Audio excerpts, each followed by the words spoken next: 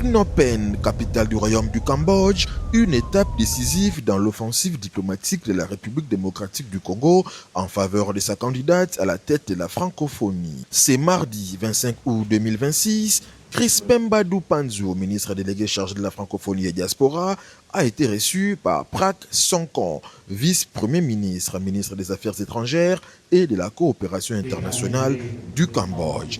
À ses côtés, Juliana Lumumba Mato, candidate de la RDC au poste de secrétaire général de la francophonie.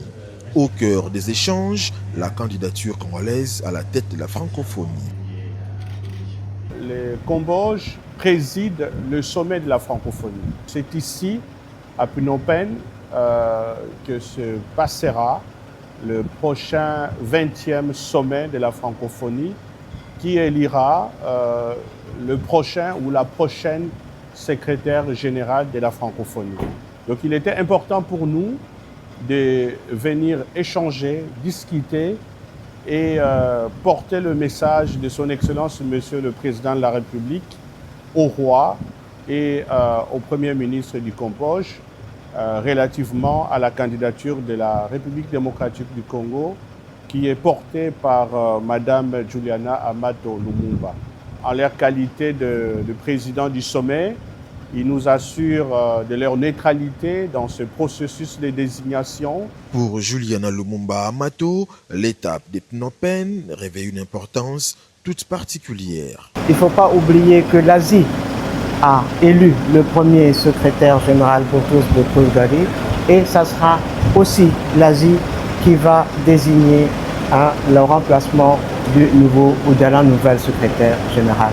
Et nous avons vu qu'il y avait énormément de points de convergence entre mes propositions et les attentes du Cambodge. Cela, c'est une bonne chose.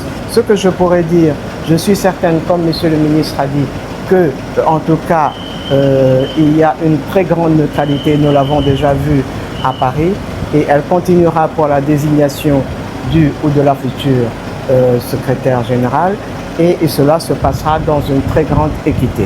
Après Hanoï au Vietnam et Phnom Penh au Cambodge, la diplomatie congolaise poursuit donc son offensive en Asie du Sud-Est. Prochaine étape, Vientiane, capitale du Laos. Quoi qu'il arrive.